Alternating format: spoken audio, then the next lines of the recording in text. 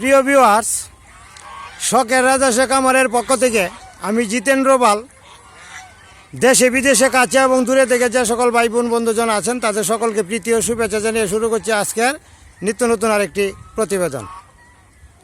যাই হোক প্রিয় ভিউয়ার্স, আশা করি সকলেই ভালো আছেন, সুস্থ আছেন, ভালো থাকেন, সুস্থ থাকেন, এটা আমি সর্বক্ষণেই কামনা করি। এবং আমি ভালো থাকি এবং আমার কামারের হাঁসগুলি যেন ভালো থাকে সেই দোয়া আপনাদের কাছে আমি প্রত্যাশী। যাই হোক প্রিয় ভিউয়ার্স, আমি কালকে একটা ভিডিও দিয়েছিলাম কোটি টাকা উপার্জন করা যায় বাংলাদেশে থেকে এবং একটু পরিশ্রম করে। এটার পরিপ্রেক্ষিতে অনেকেই অনেক মন্তব্য করেছেন, পজিটিভ প্লাস নেগেটিভ। তো পজিটিভ মন্তব্যগুলো তো বলার কোনো কিছু থাকে না, তবে নেগেটিভ মন্তব্য যেগুলো আছে এগুলো ঠিক আছে। তবে একজনে আমাকে মন্তব্য করেছেন, কথা বলা সহজ, করা খুব কঠিন। আমি তাদের উদ্দেশ্যেই বলবো, 1 কোটি টাকা 2 বছরে উপার্জন করা যায় শুধু হাঁস থেকে। যদিও বা কথাটা শুনতে অসুন্দর বা অসম্ভব মনে হচ্ছে, কিন্তু এটাই সম্ভব এবং এটাই সত্য কথা। তবে আপনাকে লেগে থাকতে হবে। প্রথম বছর আপনার কঠোর পরিশ্রম করতে হবে, অর্থাৎ মাথার ঘাম পায়ে ফেলতে হবে। যদি মাথার ঘাম পায়ে ফেলতে পারেন তাহলে আপনি কোটি টাকা উপার্জন করতে পারবেন, এবং এটা চিরন্তন সত্য। যাই হোক প্রিয় ভিউয়ার্স, আমি আজকেও বলছি একটা কথাই, আমি বাস্তবমুখী এবং বাস্তব অভিজ্ঞতা, আমার বাস্তব অভিজ্ঞতার আলো থেকেই আমি বলছি। আমি এই জগতে 7 বছর প্লাস চলছে। গত ফাল্গুন মাসে আমার 7 বছর পূর্ণ হলো। আর চৈত্র, বৈশাখ, জ্যৈষ্ঠ, আষাঢ় চলমান চলছে। তার মানে 3 মাস 2 দিন, আজকে আষাঢ় মাসের 2 দিন, 3 মাস 2 দিন চলছে আমার এই বাস্তব অভিজ্ঞতার আলোকে। বাস্তব অভিজ্ঞতার আলো থেকেই বলছি, সবই সম্ভব। মানুষ পারে না এমন কোনো কাজ নেই, সব পারে। তবে পারার একমাত্র মূলধন হচ্ছে ধৈর্য। আপনার যদি ধৈর্য থাকে, ধৈর্যে বাঁধ না ভাঙে যদি কখনো, তাহলে আপনি পারবেন। তবে ধৈর্যের বাঁধ 1 বছর পর্যন্ত আপনাকে রাখতে হবে ধরে। 1 বছরের আগে যদি রাখেন, ছেড়ে দেন, তাহলে পারবেন না। ধৈর্য হচ্ছে বড় জিনিস, আর সফলতার একমাত্র ফসলই হচ্ছে ধৈর্য। যাই হোক, এক ভাই আমাকে প্রশ্ন করে বললেন যে করা সহজ, কথা বলা সহজ, কিন্তু করা কঠিন। হ্যাঁ, কিছুটা কঠিন আছে, কঠিন ছাড়া কোনো কিছুই না। তবে এমন কঠিন না যে লোহার কলস দিয়ে পানি আনতে হবে বা কুটি মনের বোঝা আপনার মাথায় চেপে দেওয়া হবে, এইরকম না। সকাল 6টা থেকে সন্ধ্যা 7টা পর্যন্ত একটা লোক, নির্দিষ্ট লোক এবং ভালো সৎ আদর্শ মানুষ এবং পরিশ্রমী মানুষ দেখে দিতে হবে। উনি খালি নিয়ে ঘোরাফেরা করবেন, আপনি 2 বেলা থেকে 3 বেলা লক্ষ্য রাখবেন, পরিচালনা করবেন। এই যে আমার এই যে সিকান্দার ভাই আছে, সর্বক্ষণে এই যে হাঁসের পিছনে আছেন, এটা হলো বড় বিষয়। তাহলে মূল বিষয়টা হচ্ছে, আপনি 1000 হাঁস যদি তৈরি করেন, 3000 টাকা করে, 3 লক্ষ টাকা সহ হবে। 1000 হাঁসের দাম 30 লক্ষ, 3000 হাঁস হইলেই 90 লক্ষ টাকা বিক্রি করতে পারবেন। আর 3000 হাঁস তৈরি করার জন্য সর্বোচ্চ 500 হাঁস রাখলেই হবে। 500 মেয়ে আর যদি রাখেন তাহলে সর্বনিম্ন 5000 বাচ্চা হবে। 2000 বাচ্চা বাদ দেওয়ার পরও 3000 বাচ্চা থাকবে। 3000 বাচ্চা 90 লক্ষ টাকা ব্যবসা আছে। এটা 1 বছরের হিসাব দিলাম। একটা হাঁস থেকে 2 বারে 10টা ডিম পাওয়া বা 10টা বাচ্চা পাওয়া, এটা কোনো কঠিন বিষয় না। এটা বাস্তববাদী আমি, এই জন্যই বললাম। আর এই হাঁসগুলি বিক্রি করে টাকাগুলি যদি আপনি নষ্ট করেন, কোনো কিছু রাইকে শেষ করে দেন, তাহলে ইনকাম আসবে না। ইনকামের পথ বাড়ানোর জন্য আপনি কয়েকটা মুর্রা জাতের মহিষ আছে, মুর্রা, এই মুর্রা জাতের মহিষ যদি বাচ্চা ক্রয় করতে পারেন, 20টা বাচ্চা, ক্রয় করে রেখে দিবেন। প্রথম বছর লালন পালন করবেন, দ্বিতীয় বছর পাল যাবে, তৃতীয় বছর বাচ্চা নিয়ে দাঁড়াবে। 40টা বাচ্চা ক্রয় করবেন 20 লক্ষ টাকা দিয়ে, 40টা বাচ্চা দিবে। 40টা বাচ্চা 1 বছর পরে বিক্রি করবেন, 40 লক্ষ টাকা আসবে। খাদ্য খরচ তেমন লাগবে না, বড় জোর 1 লক্ষ টাকার খরচ লাগতে পারে সর্বোপরি মিলাইয়া, আর 50,000 টাকার কোড়া লাগতে পারে। একটা কাজের লোক রাখবেন, 3 বার মেশিন দ্বারা সাপ্লাই পানি দিয়ে গোসল করাবে,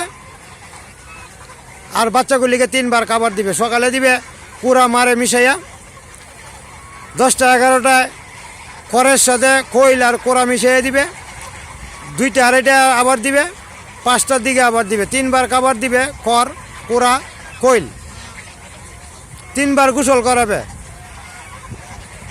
আপনি 3 বছর থাকেন এই জগতে, রাজহাঁসের জগতে এবং এই মহিষ জগতে। আপনাকে আবারও বলছি, সরকারি চাকরি একটা না, 10টা চাকরির পয়সা আসবে আপনার এখান থেকে। তবে আপনার চেহারাটা কালো করতে হবে, সুন্দর চেহারা থাকবে না, আর কোথাও বেড়াইতে যেতে পারবেন না এই 3 বছরের ভিতরে একদিনও। এখানে দিন রাত থাকতে হবে। যদি থাকতে পারেন,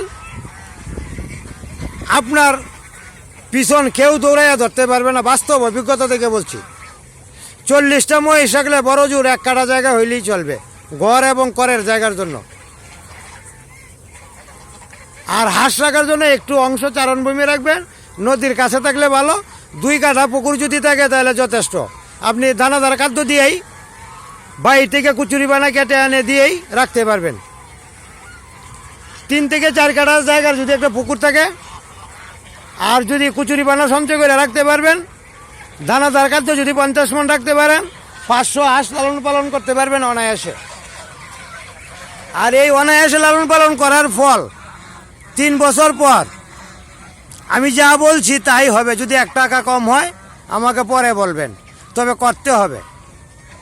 যাই হোক প্রিয় ভিউয়ার্স, করা না করাটা আপনাদের একান্ত বিষয়, এটা আপনাদের একান্ত ব্যক্তিগত এবং মনের বিষয়, এটার মধ্যে আমার কোনো জোর নাই। তবে আমি আমার হাঁসগুলি দেখাচ্ছি, আমি খামারের সাথে যুক্ত এবং খামার আমি সুষ্ঠুভাবে পরিচালনা করছি, এই জন্যে আমি আপনাদের সাথে শেয়ার করলাম বিষয়গুলি। আমরা অনেক সময় টাকার পিছনে দৌড়ি, টাকার পিছনে ঘুরি, দেশ বিদেশ ঘুরি টাকার জন্য।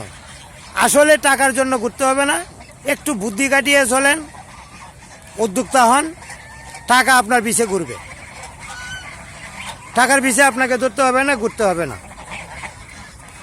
যাই হোক প্রিয় ভিউয়ার্স, আমি আমার যে মন্তব্যগুলি পেয়েছি, মন্তব্য আরও করবেন, করার সাথে সাথে যতটুকু আমার যুক্তি বা সঠিক উত্তর দেওয়ার প্রয়োজন মনে করব, আমি অবশ্যই উত্তর দিব। তবে লেগে থাকতে হবে। পরিশ্রম সৌভাগ্যের প্রসূতি, এটা বই ও পুস্তকের কথা, বাস্তবেও আমি এর প্রমাণ পেয়েছি। যাই হোক প্রিয় ভিউয়ার্স, কথা বলতে বলতে তো অনেক কথাই বলে ফেললাম। আমার কথাগুলি হয়তো বা কারো ভালো লাগবে, কারো ভালো নাও লাগতে পারে। এরপরও আমি আপনাদের সাথে শেয়ার করব একটা বিষয়। যদি কারো কোনো কিছু সম্পর্কে জানতে হয়, জানার ইচ্ছা থেকে, বা কোন বিষয়ে আপনি জানলে খুশি হবেন, এই বিষয়গুলি আমার মেসেজে জানাবেন, মেসেজ দিয়ে বলবেন। আমি আপনার এই বিষয়ের উপরেই পরবর্তী প্রতিবেদন তৈরি করতে আপ্রাণ চেষ্টা করব। কোনো কিছু জানার থাকলে, বুঝার থাকলে অবশ্যই আমাকে বলবেন। একটা বিষয়, আর একটা বিষয় হচ্ছে ভিটামিনের যে বিষয়টা। আমাকে এক ভাই প্রশ্ন করছেন সিরাজগঞ্জ থেকে, এক ভাই প্রশ্ন করছেন সিলেট থেকে, দুইজনেই প্রশ্ন করছেন ভিটামিন এখন আপনারা খাওয়াবেন কিনা। দেখেন, বাচ্চা হাঁস, তার একটা পরিপূর্ণ বয়স আছে। আমরা যারা ছেলে মেয়ে লালন পালন করি বা জন্ম দিয়ে আছি বা ছেলে মেয়ে আছে, ছোটো ছেলে মেয়েদেরকে আমরা ভিটামিন সাধারণত বেশি একটা খাওয়াই না। ওদের খাদ্যের উপরেই ভিটামিনটা পরিপুষ্ট থাকে। আপনি খাবার দিবেন, ভিটামিনের চাহিদাটা এখান থেকেই পূরণ হবে। আর বয়স্ক মানুষ হইলে আমরা ভিটামিন দিতে পারি। আমি নিজেও মাঝে মধ্যে ভিটামিন খাই, ভিটামিনের ঘাটতি থাকলে, অভাব থাকলে পূরণ হয়। পুরান হাঁসটাকে ভিটামিন খাওয়াতে পারবেন, তবে এখন না। এখন যদি খাওয়ান, হাঁসটা বাইন্দা যাবে।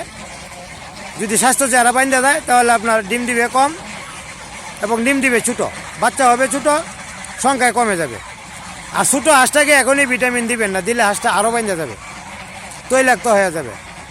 ভিটামিন দিবেন আপনি শ্রাবণ মাসের শেষ দিয়ে, শ্রাবণ মাসের শেষে দিলে ভাদ্র মাস পুরাটা খাওয়াবেন, আশ্বিন মাস থেকে ডিমে আসবে, ভিটামিনের একটা সময় আছে। আর ছোটো বাচ্চাগুলির একটা বয়স আছে, আপনি ভিটামিন বেশি করে দিলে এখন ডিমে আসবে না, তার একটা পরিপক্ক হওয়ার একটা বয়স আছে। সাধারণত খামারে যে হাঁসগুলি থাকে 7.5 মাস বা 8 মাস থেকে ডিমে আসে, 9 মাসে আসে। আর খামার ছাড়া যারা ব্যক্তিগত লালন পালন করেন 10 মাস, 11 মাস বা 12 মাসে ডিমে আসে। এখন একটা বাচ্চা, ছোটো বাচ্চাকে যদি আপনি প্রচুর পরিমাণে ভিটামিন খাওয়ান, 4-5 দিনের ভিতরে ডিমে আসবে না, কারণ তার একটা বয়স আছে, পরিপক্ক হওয়ার বয়স আছে। বয়সটা পরিপূর্ণ হওয়ার পরে সে ডিম দিবে। যাই হোক, আপনি শ্রাবণ মাসের শেষের দিকে খাওয়ান, পরিপক্ক একটা বয়সের দিকে আসবে, তখন তার ভিটামিনটা কাজে লাগবে। যাই হোক প্রিয় ভিউয়ার্স, কথা বলতে বলতে অনেক কথাই বলে ফেললাম, আবারও কথা হবে পরবর্তী ভিডিওতে। ধন্যবাদ সবাইকে, ভালো থাকবেন, সুস্থ থাকবেন। আর আমার হাঁসগুলির জন্য, আমার খামারের জন্য অবশ্যই আমি দোয়া প্রার্থী। আর একজন নতুন উদ্যোক্তা হিসেবে আমি একটা লাইক, কমেন্ট, শেয়ার অবশ্যই আশা করতে পারি। ধন্যবাদ সবাইকে, ভালো থাকবেন, সুস্থ থাকবেন।